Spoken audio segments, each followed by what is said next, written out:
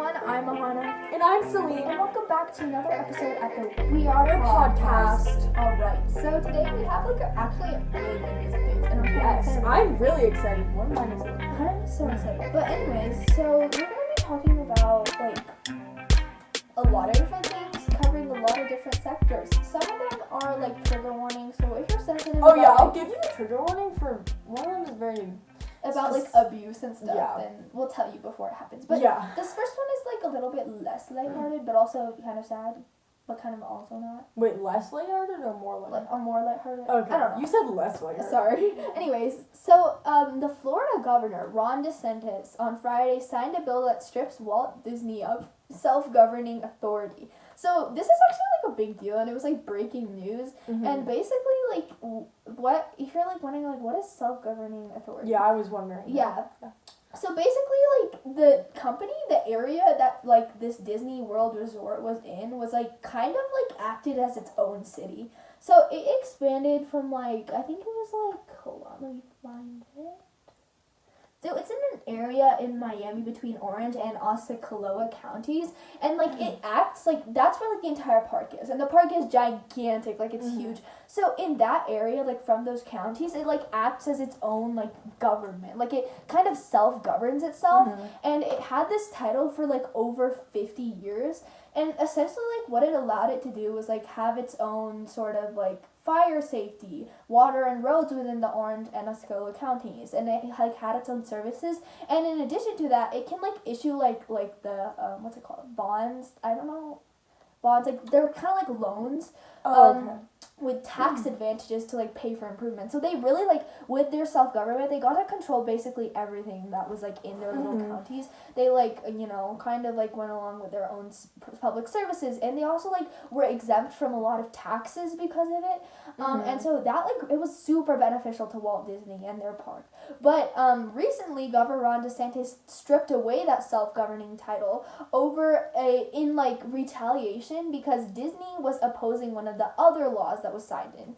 So essentially what happened was that the law was called the Don't Say Gay bill by critics, and it basically bans classroom instruction on sexual orientation or gender identity for kids in school, public schools and schools everywhere.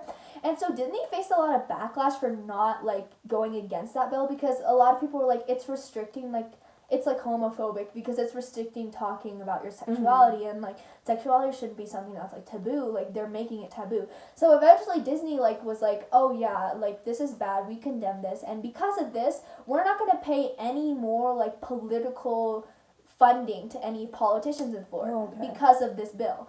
And this bill was signed into action by Ron DeSantis a couple of weeks ago. We've talked about it before. So if you want to learn more about it, check out our previous news updates.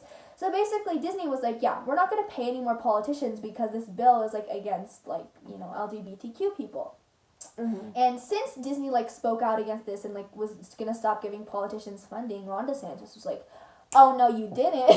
And he was nuh-uh, if you're going to do that, then I'm going to take away your self-governing authority. So because Disney was against their bill, they took away the self-governing authority title, and essentially what they did was take it away, and so now they kind of have to work as with the other laws rather than making their own legislation and stuff. And essentially the biggest thing this will do was allow for more taxes to be forced upon Disney in that area, and it would really be kind of bad for Disney because they've paid a lot less taxes than they normally would have, but now that they're stripped of this title, they're going to be paying a lot more taxes. But a lot of people are against this move because they're you're literally just doing this because they were against your bill that was discriminatory to LGBTQ people, and you're also only doing this and you're thinking it will help show Disney its place or whatever. But in reality, a lot of people are saying it will just punish local taxpayers more than actually Disney. So it was very controversial. But along with this law, stripping Disney of its title, he's also still keeping a very strong support of the Don't Say Gay bill, and he's also signed recently a map where with new districts made so that it can give 4 seats to Republicans in the House of Representatives. And you're wondering, like, how can you just, like, gain more seats? Well, basically, like, when you, like, redraw maps, they basically, like, allocate certain representatives for, like, certain areas. Isn't it called apportionment or something? Yeah, pretty much. It's like, I think the slang name is, like, gerrymandering. Yeah. And that's basically where they, like, falsely draw districts so they can, like, get, like, a political party can get more representatives belonging to its political party. And so he kind of did it, and it would allow for more Republicans to get seats in the House of Representatives. And, like, it's where you, like, draw districts, like, weirdly, so that, like, the area with the districts is the majority, like, so then you can clump together people, so it's, like, all of the people in this area are Republicans, and then, like, instead of drawing, like, perfect, like, square because if you have perfect squares, then, like, half would be Republicans, but if you, like, draw it a certain way, then, like, all the people in that area could be Republicans. So, like, instead of drawing, like, a circle or a square, they draw, like, a loop, with, like, connecting all the Republican areas so that the Republican elective can be, like, nominated. And so it basically, like, did that. And he also, like, signed a bill that put new restrictions on how schools and businesses can talk about race and gender. So a lot of actions by DeSantis recently. Yeah, alright. Yeah. Wow. Sorry, Disney. Sorry you had to go through that. Yeah. Not that it really matters. You're, like, so rich that even if you get taxed more. Yeah, honestly, but I feel bad for the taxpayers that it will affect. Yeah. Okay. So the next one definitely has a trigger warning. There's a lot of domestic violence and, you know, disturbing stuff. So please, if you know that you're, like, this is going to trigger you, then it's okay to skip this part. But if you are staying with me, then get ready because we have some stuff to unpack. All right. So Johnny Depp and his wife Amber Heard are in this, like, whole case. So basically what happened, Johnny Depp sued his wife for defamation. And defamation is, like, when you write something or, like, print something that, like, ruins someone's reputation. So, like, if you say something false and it, like, cost someone their job or, like, money or something, then you can sue someone for that. And basically what she said, I think it was something in, like, a printed thing, but I'm not sure. But basically she said he, like, abused her and there was domestic violence in their relationship when they were married. And he's like, no, that's a lie. And he lost a lot after that. Like, I think didn't he lose his job? Yeah, he got fired from his job in Pirates of the Caribbean and the Fantastic Beasts and Where to Find Yeah, Them. so he's suing for defamation because he lost all this stuff. He lost his job because of her, what he's saying is a false claim she made about him having, like, abusing and literally her. that franchise was, like, expected, he would make, like, over $100 million from both of those combined. Yeah. Or maybe even, like, so they're, like, damages because he lost a lot of money, right? So he's suing her. He's like, nah, you lied. And so she was basically saying there's domestic violence, and she's now suing him for $100 million because she's like, you're lying by saying there's, like, not domestic violence. So they're both suing each other, basically, is what's happening. He's suing her for $50 million. She's suing him for $100 million. So, like, she's like, nah, I'm going in twice as much. So he wants compensatory and punitive damages. So compensatory is basically just, like, the money he lost from not getting to be in the Pirates of the Caribbean thing. And then punitive damages is something that courts can do that'll, like, stop other people from doing it again, basically. So it's like, yeah. Okay. So Johnny Depp denied the claims of abusing her. He said there was no domestic violence. He said, quote, never did I myself reach the point of striking Miss Heard in any way, nor have I ever struck any woman in my life. So basically he's denying it. He's saying that she's making it up to ruin his reputation. And there's something kind of, like, her lawyers are, like, bringing up that he's been, like, abusing drugs or something, or, like, alcohol and drug addictions. And he said that he did start taking drugs at a young age, like, at 11. He said he started sneaking his mother's nerve pills.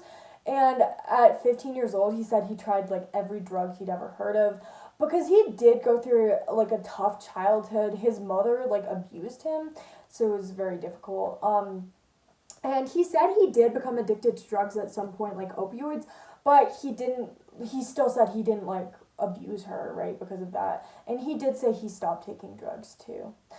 Okay, so let's talk about some of the highlighted moments. This is such a big case, by the way. Like, everyone's talking about it. And there's, like, more, too. There's something about, like, writing with blood on walls or something, but I was like, okay. It's just 11 o'clock at night. I was like, you know, it's too late for this. I'm too tired. I feel like we should talk about our personal opinions at the end, too. Yeah, okay. So, I'm going to talk about the biggest things. And obviously I'm missing some stuff, but these are the biggest ones. Okay. So, when they got married, Johnny Depp wanted a prenuptial agreement. And a prenup, you probably heard it like said as prenup. Yeah. But basically it's like when you get divorced, you kind of allocate property and like rights for what would happen if you got divorced. And she didn't like that because she's like, oh, are you kind of saying we're getting divorced, you know? So she's like, I don't want a prenup. But he's like, I do want a prenup. So then apparently he got like scared of her because she was starting to get violent. So he went into the bathroom and locked himself to get away from her. And then he went to the bar and she threw one bottle like towards him, but it didn't hit him.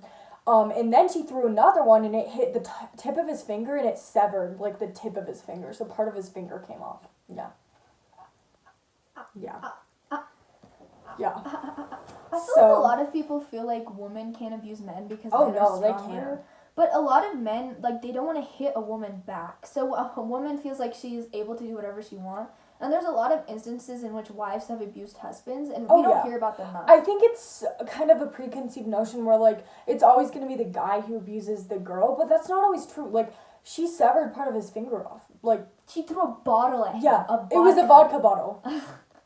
Yeah, that's messed up. And I remember, I was watching him, like, talk about it, and he was like, yeah, I could literally see my bone. I, like, looked down and saw my bone. He's like, yeah, I saw my bone and part of my finger was off, and I was like... So, yeah. Men definitely get abused. Oh, yeah. Not a question about Yeah. And basically, he didn't want to disclose what happened, because a lot of the time in relationships when you're getting abused, there's just, like, either shame or just, like, not wanting to kind of, like, out them for the abuse. Mm-hmm. So he lied about it. He said he didn't want to disclose what happened. So that was, like, I would say that's probably the biggest incident they're taking into consideration for, like, courts. Okay, so Heard was also accused of striking him multiple times, like hitting him and punching him. And in one time, it was actually recorded. Like he was saying she punched him, but she was like, I didn't punch you, I hit you. And she was like calling him things. She was calling him a baby and stuff. And she did, in the recording, she said she hit him. So, like, there's evidence right there that she did abuse him there. So no, and I think she, like, called him a baby because he, like, wouldn't hit her back or something. Yeah. I was like... It was really messed up. You can't take a hit, Depp? Yeah, and she was like, you effing baby, and all this stuff. It was really bad. Oh, God.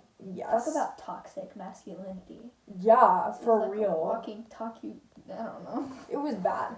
Okay, and then on the Johnny Depp side of things, and I'll give my opinion about some of the stuff later on too. I'm just gonna kind of talk about what happened. Okay, so there was a video, so something that's interesting is that Amber, and I think Johnny might have too, they started recording, like, their fights early in their relationship, so, like, they could, I guess, use it as evidence later on. But basically, so she was recording him, he was pacing around the kitchen, slamming cabinets, and Amber's, like, asking him what happened, and then he wandered over to the cabinets and flung them open, and he slammed them so hard that, like, part of the cabinet broke.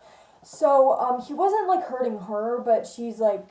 I guess you could use that as a thing to be like, oh, look at his violent behavior. Yeah. Because, like, he almost, like, broke a cabinet, basically.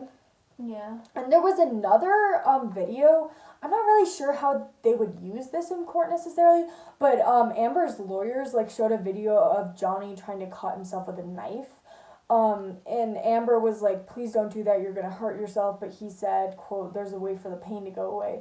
So it was just not, that was... Oh. Yeah. Okay, and another thing, so Johnny Depp was, like, talking, there were, like, text messages to Paul Bettany, who is another actor, and they were talking, and Johnny Depp said he was an insane person when he drank too much.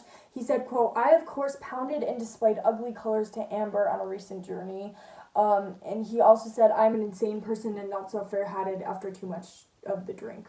So, I mean, they could use that, Heard's lawyers could use that to say, like, oh, he's an alcoholic or something, and he, like, beats her when he drinks, you know? And there was another thing that I feel like is probably out of the evidence against Johnny Depp, I would say it's the most incriminating for him. This one's kind of... So, please, like, trigger warning on this. Yeah. This one's a little messed up. So he was talking to that same actor again, and they were texting, and he said, quote, let's burn Amber. And the other guy's like, having thought it through, I don't think we should burn her. Like, maybe not, you know? I don't think so. And Johnny goes, let's drown her before we burn her. And then he said other stuff about, like, defiling the corpse too and like doing some messed up stuff, which I will not get into. Yeah. But yeah. I did not hear about that until just now. Yeah, that was hold on. Yeah. So okay, and there was also Johnny Depp kind of had a history of like trashing hotel rooms, and apparently he smashed a light fixture in the bathroom during an argument with her.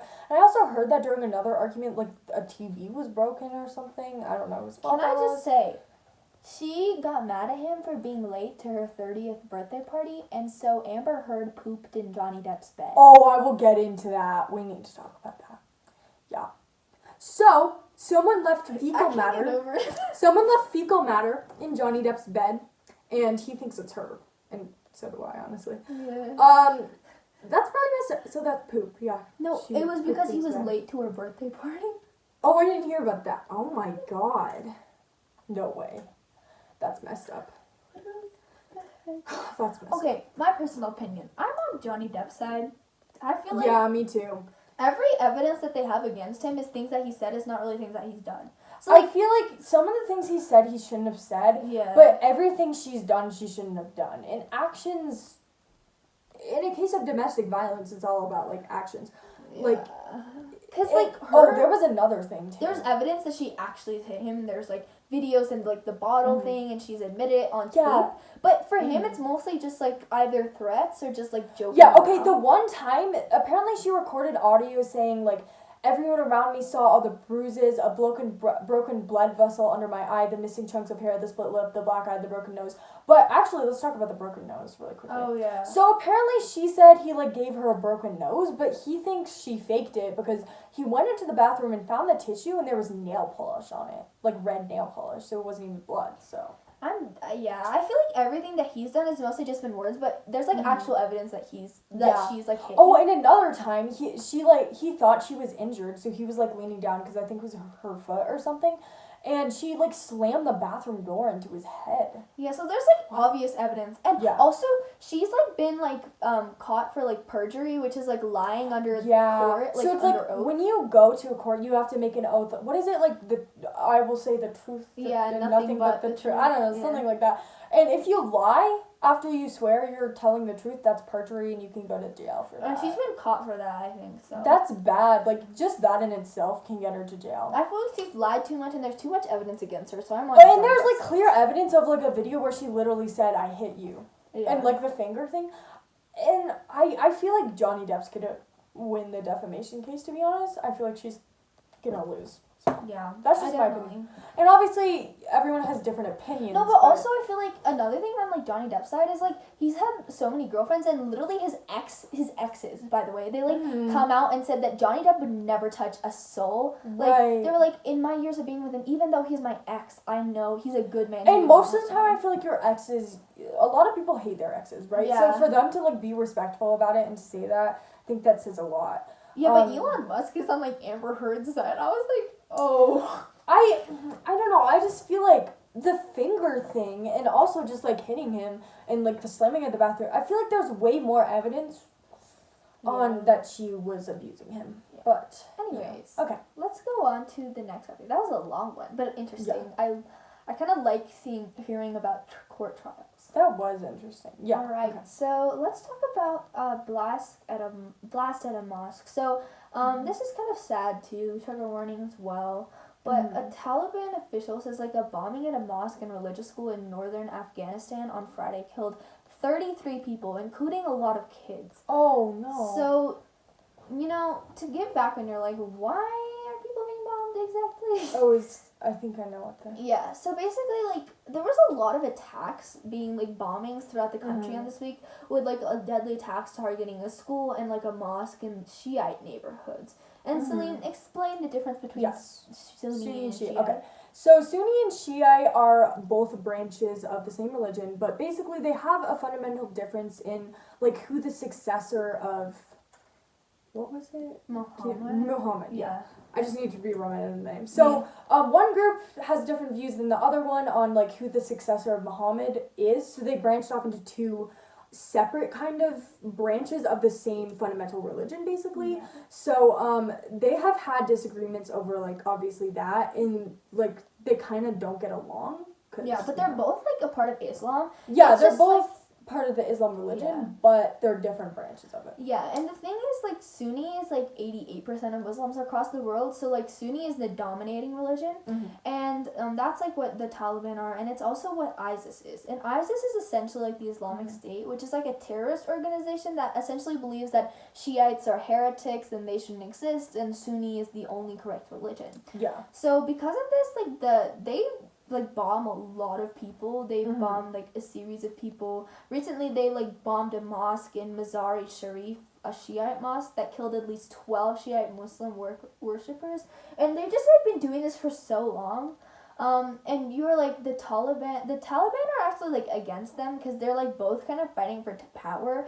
And the Taliban are like claiming to be like really human and like they're just taking over. But the Taliban aren't that great either because they like, you know, severely like restrict women and like have been known to do like public beatings and like stuff like that. So they definitely are not like the greatest people, but they're against ISIS, and so ISIS is like responsible for like actual terrorist attacks on Shia people. Yeah. And so like after the Taliban like gained power last year when Biden like took out troops from Afghanistan. After like 20 years, the Taliban were able to gain power because before then, the U.S. troops were like able to fend off the Taliban and like keep the regular government in store. But after the U.S. left, the Taliban took over, and that kind of like, you know, scared off ISIS a little bit because they were like kind of like against the Taliban, and the ISIS are kind of like against each other. But recently, they've been starting to like do more bombings and stuff, and so there's just a whole humanitarian crisis because the Taliban are bad. But they're against the ISIS, and ISIS is also bad. It's so like different levels of bad. You know, it's not even different levels; they're just different kinds. Like, that's true. And obviously, ISIS is a terrorist group, but that doesn't mean the Taliban is innocent just because they don't like ISIS. Like, So you know, there's a lot of struggle there. Definitely. All right. I think this should be the last update of this half. So the CDC. Okay, let's just be silent. So I think so. Okay, so the next update is about a CDC travel mask mandate being struck down by a federal judge. So basically, on Monday, a federal judge struck down an agency order by the CDC. And the CDC had made an order that mandated people, basically nationwide, had to wear masks on public transportation. So that includes like buses, trains, airplanes, stuff like that. And it had already been in place for 14 months, so it had been there for a long time. And they were going to extend it to May, but then it was struck down. So, U.S. District Judge Catherine Kimball, for Florida, ruled that the travel mask mandate was unlawful, and they said that the CDC had overstepped its legal authority. So basically, the CDC does have authority for like public health issues, but there's also a lot of debate about whether some of the things they do exceed their authority. So basically, the order was invalidated, so the agency was only able to recommend that travelers wear a mask. So, like, the CDC has the power, they can, like, recommend something, which is considered kind of like a soft power, but then they can, like, hard powers are, like, where they can actually mandate it. Like, you have to do this. It's different than, like, recommending something. But basically, some people were happy about this. Like, videos were shown of airline passengers ripping off their masks, like, really happy. But others are not happy. Like, for example, Lindsay Wiley said, quote, "It's stunning the extent to which the courts are reading federal statutes in the most cramped, narrow way possible to sharply limit the powers of the federal government can exercise now or in response to future emergencies." So some people feel like it was necessary to have the mask mandate, so they're not happy about this. They feel like it's limiting the power of the CDC to say it's like, oh, they can't do that. But the CDC and the Justice Department both don't agree with the ruling, and they're going to appeal. So again, I've talked about this a lot, but appealing is when you can put it up to a higher court, so then it can be reviewed again. So, you know, there could be a different outcome when they appeal. But the problem is that there has been, like, precedent with other cases of the CDC. Like, and our law is based off of precedent, so it's basically, like, if something happens at a prior, like case, then things after that kind of have to follow the decision of that case. But basically, there was like this eviction moratorium that the CDC had placed down, which meant like landlords couldn't kick people off if they didn't pay their rent. So the CDC set this down to stop the spread of COVID because they were like, oh, if the people kick them off because they like lost their job from COVID and don't have enough money to pay, then they're gonna go to these like homeless shelters, and then more people cramped into one area means COVID will spread faster. So that was the whole logic behind that. But basically, the Supreme Court ruled that the CDC exceeded its authority with the moratorium. So, it could be kind of a precedent that of like them exceeding their authority. Like, so, you know. Okay. And it's also kind of a risk for them to do that too, because say they're exceeding their authority again, that just sets a precedent, so more people will like rule that the stuff they do is like unlawful and stuff, so more people will feel comfortable like ruling that, like judges and stuff. Yeah. So, you know, we'll see what happens, but yeah. Yeah. Alright, so that's a long first half. So yeah, so stay well, tuned. I hope you enjoyed the updates and stay tuned.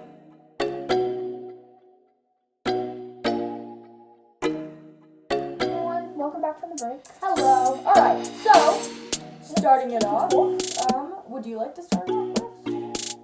Or do you want me to go? You go first. Okay. Let's see. I think I'm gonna do. Oh no. Okay. Let's talk about the French elections. Oh yeah. Okay. Yeah. French elections. Okay.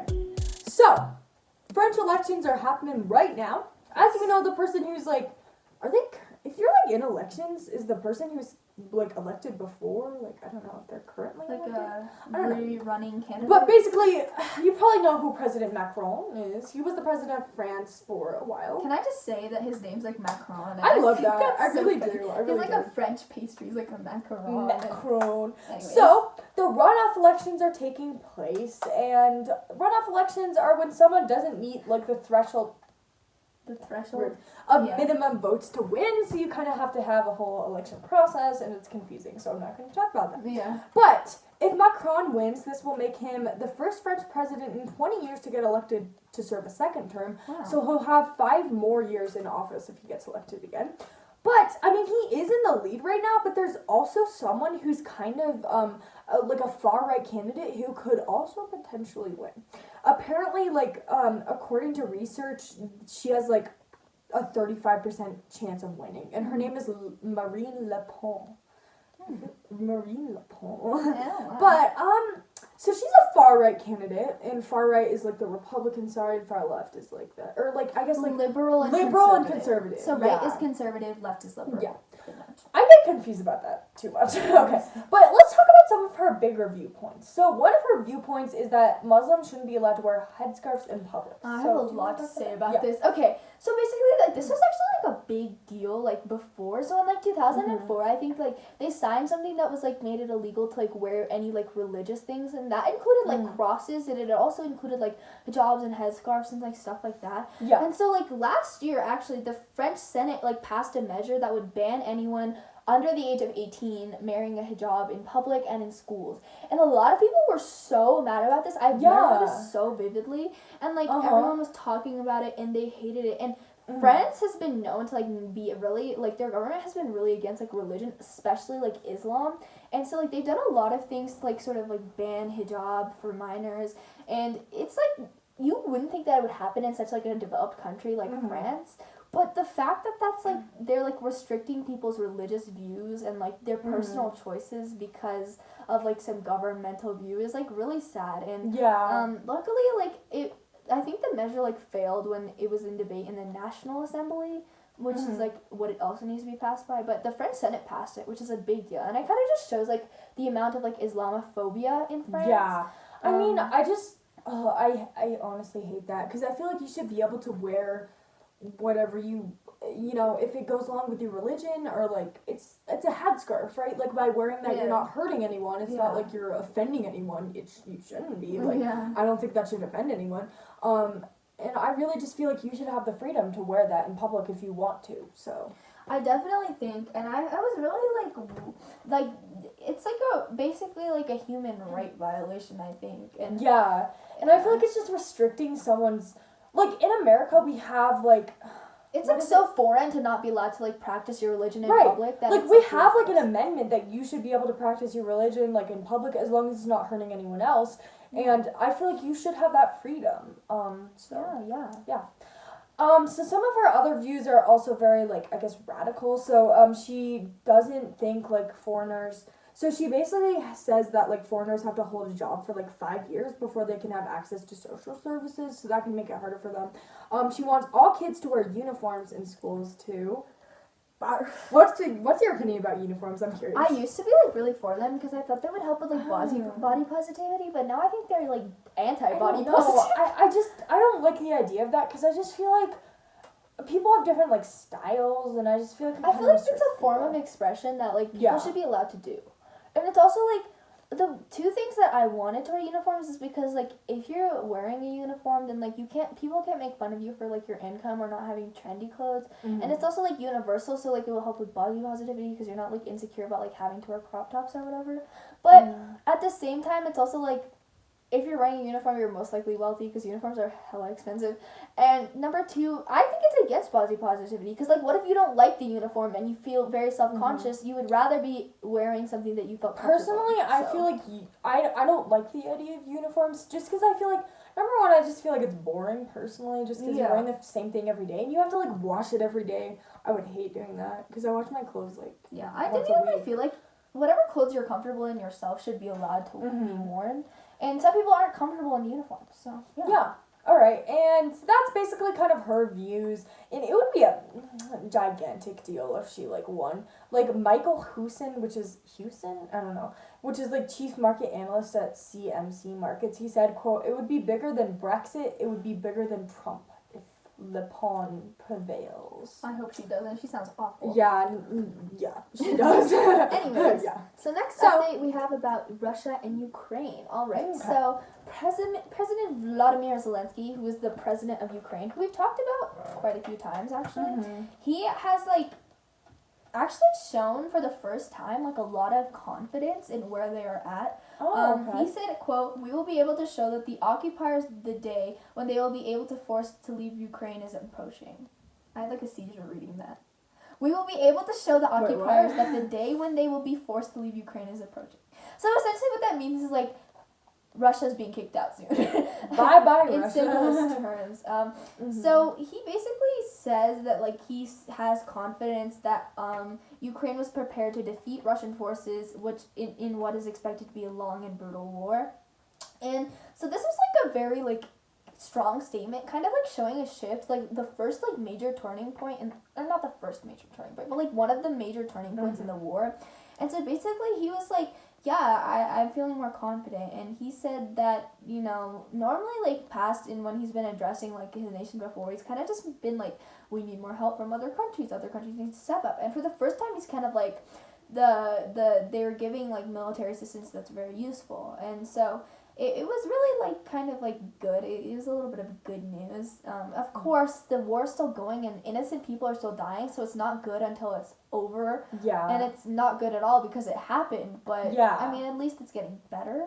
Yeah, and obviously I'm hoping the best that this war can end soon. Yeah, Okay, so despite the increased fighting recently, Russian forces have made no major gains recently. And as Ukraine continues to get way more weapons from the US and Canada, and there are many European people that are trying to help them out, it's definitely hindering their war efforts. He said it's really good.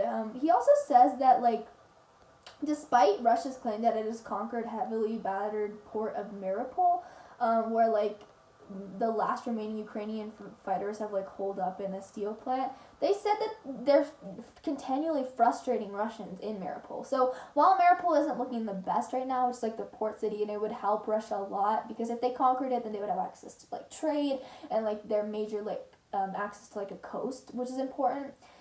They're kind of fighting back, and that's really good. So the sad part of this is in Mariupol, because it's so desperate the situation, there's 100,000 people who are trapped there and struggling to survive under Russian occupation. So that's awful. And like most of the fighting over the past week has like kind of like moved away from the capital of Ukraine, like Kyiv. And I've talked about this before, like how they're moving away from the capital. But they've recently been focusing on like Donbass, which is like another city that they're trying to get. And they're kind of like trying to like get it Donbass now. And it's really like kind of scary, but at the same time, like they're getting a lot of help, you know. President Biden announced an $800 million deal to like give to Ukraine, to send a message to Vladimir Putin, who is like the leader of Russia. And then there's also like a couple other deals. For actually, Canada announced that it would deliver M77 howitzers and anti-armor ammunition to Ukraine forces. So there's getting a lot of help, and it's definitely better. Mariupol is still definitely up in the air. But in terms of like the civilian life, a lot of people are suffering. In fact, the Ukraine's prosecutor general, Ariana Venediktova, said that he was examining more than 8,000 reported like civilian like violations, including executions, sexual violence, and the deportation of children to Russia. So while it's getting better, it's definitely not over, and people are still like experiencing a lot of trauma and just like awful things that should have never happened in the first place. And it was really, really bad, and you know, obviously it's awful. And another like really sad thing is while they were like focusing on like seizing the east of Ukraine now, you know, moving away from Kyiv and going to like Donbass and like Mariupol, they were like injuring a lot of people in the east because that's where they're focusing now. In fact, 18 people were wounded and 8 people were killed yesterday when missiles were struck a residential neighborhood. So civilian residential neighborhood. And apparently a 3-month-old child was killed. Zelensky, in response to this, said he denounced Putin as a bastard and asked like what sort of god they believe in that the Russians could kill a 3-month-old. I don't know what to say. 3 people were also killed, like, and 7 wounded in the city of Kharkiv, which I've talked about before. So while it's getting better, like, there's still these human rights violations and murders, like bloody murders of civilians in residential like neighborhoods that are continually happening. I'm like disgusted. It's disgusting, honestly. I can't believe that someone would willingly do that. I mean, that's like above anything I can comprehend. Like, I knew it was bad, but, like, this is bad. And, you know, and in response, like, all of this, Zelensky also says, like, the Russian invasion of Ukraine was only intended as a beginning. They want to capture other countries, and we need to, like, help stop that. So, I mean, what's happening now, it's, like, it's a turning point in history. It's definitely. A lot of people are calling it, like, World War III. Yeah, honestly, yeah. This will be in textbooks. This will be, you know, and the fact that 3-month-old kids are dying, it's like... Yeah, and as always, we'll link that in the bio help. But the big takeaways is that while it's looking a little better because of Western help, 3-month-olds are still dying, and like hundreds of civilians are being like attacked by missiles in residential neighborhoods, being deported, being raped and abused, so... There's still so much you need to do to help, and you can do to help, so... Yeah, whatever form that comes in. Alright. Okay, so the next update is less, like, heavy. Yeah. Thankfully.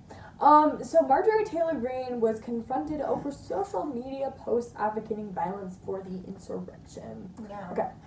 So, if you don't know who she is, she's a representative for Georgia in Congress, and she's a Republican, too.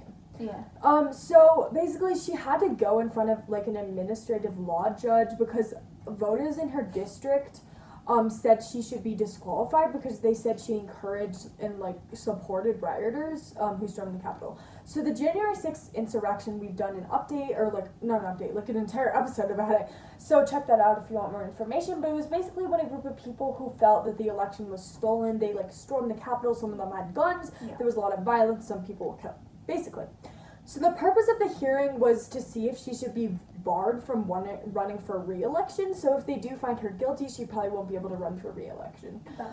So there's like a provision in the 14th Amendment that bans members of Congress who were involved in an insurrection from serving in office. But apparently, Marjorie Taylor Greene is filing a lawsuit that alleges that the law in the 14th Amendment is unconstitutional. So she's like, yeah, well, the law you're basing this off of is wrong. So, and yeah, interesting stuff. So, this is actually the first time a GOP, which is like the Republican Party, a member of Congress has publicly testified about the January 6th riot. So that's interesting. But basically, there was a lot of stuff she said. So, like, one of the things, there was a tweet on January 5th where she called January 6th a, quote, 1776 moment. And this is a code. So 1776 moment is a code for political violence in a lot of, like, far-right circles. Like, I didn't know what that meant until I read this. I feel like immediately looking at it, you think that's, like, independence year. And I feel like that could, like, lead. Yeah. So Greene was saying, like, oh, I've never heard people use that phrase in connection with violence. Like, I didn't know it incited violence or anything. Yeah. But there was also, like, a Facebook video where Greene said, quote, you can't allow it to just transfer power peacefully like Joe Biden wants and allow him to become our president. So, like, the way she just said, we can't allow power to be transferred peacefully, I think that's inciting violence because it's saying, like, we can't allow this to happen, you know, we should do something about it. And she encouraged people to come to Washington, apparently, and she keeps saying, like, things are taken out of context or, like, she didn't know, but, you know, she's, like, denying any wrongdoing and stuff. She's saying she doesn't support violence. My words never meant anything in the form of violence. But, you know, there's also stuff about, like, Nancy Pelosi. So Marjorie Taylor Greene does not like Nancy Pelosi. Yeah. She called her, like, a traitor to the country. There was something else. It was, like, she said Nancy Pelosi committed treason, and she's like, treason is a crime punishable by death and all this stuff. So, you know, that could be a threat, right? If you're like, she committed treason and that's punishable by death, like, yeah, and she apparently, like, liked a post saying they should, like, execute Nancy Pelosi too, but she was like, no, it was, like, people managing my social media who liked that post, not me. But, yeah. So, if they can prove she didn't say violence, she probably won't be able to run for a re-election, so we'll see what happens there. Okay, so next update is, like, really related to that. So it's also about the Capitol attack, like Celine said, it happened of January 6th of 2020, and it was basically when people who didn't agree with the election results decided to violently attack the Capitol instead of peacefully protesting. Yeah. Anyways, so Kevin Owen McCarthy is an American politician serving as a House Minority Leader in the House of Representatives for the Republican Party, and he's from, like, California's, like, 22nd district, I think. I don't know. But basically, he said, like, there's, like, new, like, audio coming to a light that Kevin McCarthy said that Donald Trump admitted to bearing responsibility for the attack. So this is, like, really big because it kind of just, like, shows that you know, we're kind of figuring out, like, is Trump responsible for this? Is he responsible for instigating people? And so McCarthy, for him to say that Trump admitted to being responsible is a big deal. Yeah, absolutely. So basically, like, he said that, and he also said, like, quote, let me be very clear with you. I have been clear to the president. He bears responsibility for his words and actions. No ifs, ands, or buts. I asked him personally today, does he hold responsibility for what happened? Does he feel bad about what happened? And he told me that he does have some responsibility for what happened. So, you know, that kind of just, like, admitting what he did is, like, a big deal. And McCarthy was also, like, at the time, he said a lot of things, like, I've had it with this guy, like, he's unacceptable, like, this is ridiculous. So I think that kind of just shows that, like, if someone from your own party is kind of, like, talking about you and saying that you did it, I don't know. I feel like that is a big important thing for, like, the for investigators into the insurrection. So yeah, McCarthy says that, like, he, like, needs to, like, kind of, like, you know, take responsibility. But in terms of, like, how people feel about McCarthy, a lot of people said that, like, McCarthy is still very much on Trump's side, and it's hard to argue McCarthy isn't Trumpy enough if Trump is still with him. So he said he quote doesn't seem to be worried about it. He needs it to be addressed, but I don't get the sense that he's actually concerned about it. So he's like not actually concerned or something. That's what they were saying. But essentially, like, what happened is people are just like, oh, since Trump admitted it himself, according to one of his kind of allies, does that mean that he was responsible. Yeah. So that's essentially like the big thing about it. Okay. But McCarthy has actually declined to cooperate with the committee by the White House that's like investigating the January 6th insurrection, and they want to question him, but he's like, nah. And basically all he's saying is that like I say he has responsibility, and he told me that he's responsible for it. So yeah. Okay. All right. Okay. So the last update, I'm gonna try to make it quick. So a man dies after setting himself on fire in front of a Supreme Court building. Okay. Yeah. So the man's name was Wynn Bruce. He was 50 years old from Colorado, and at around 6:30 at night, he went to the plaza in front of the Supreme Court and set himself on fire. And the police found him, and basically there's not a lot of information about motive yet since it's pretty recent, so they haven't figured out. Yeah. There's a lot that still needs to be figured out, but basically that happened. And at the same time, the police were actually responding to an active shooter situation. Wait, did he too. die? Yeah, he did. Okay. Die. He did. Okay. Yeah. He was transported to the hospital, and then Yeah. Okay. Okay, so there was also an active shooter situation where at least 4 people, including a 12-year-old, were shot, but luckily they just sustained injuries and none of them died. Luckily, so a gunman like unleashed a flurry of bullets. It was kind of like a sniper situation thing, which is where someone from above just shoots randomly at like civilians that they don't even know. And this woman said she was like picking her kids up from school, and then someone just started shooting from above. Oh my god. And yeah, the police were going door to door to figure out, and when they found him, and he had taken his own life. So That's awful. yeah, really not a good situation. So yeah. That's pretty much what I have for that update. Sorry to finish it up. But good news, Ahana. Oh, we went to like... Are you talking about FBLA? Yes. Okay. So we went to FBLA State recently. I got 3rd, so that's cool. Yeah, she got 3rd for her speech, which Yeah, is really cool. and She made it to nationals. I don't think I'm gonna go though. I don't know. I feel like it's my first year. So. Yeah. Anyways, that was that. Did you have fun at FBLA State? Yeah. Yeah. Yeah, I feel like it was... The first day was stressful because we didn't get our hotel room. Yeah, it was just like, I feel like the first day, just because we like, we didn't get our hotel room until like 7:30 at night, so I was kind of like stressed, and it was just like, but the rest of it was really fun. So. We also won our tennis match this week. Oh, congrats. Yeah. What about your good news? I'm gonna eat food. That's always good. I had ice cream last night. Anyways, so... Yeah. So stay tuned, check out our bio so you can follow us on social media. Again, look for the How to Help Russia and Ukraine situation, and check out our website. Also, email us and DM us if you have any questions. And again, on most social media, we are _youth.org. Again, we are _youth.org. Follow us and stay tuned. Bye. All right, bye. Thank you.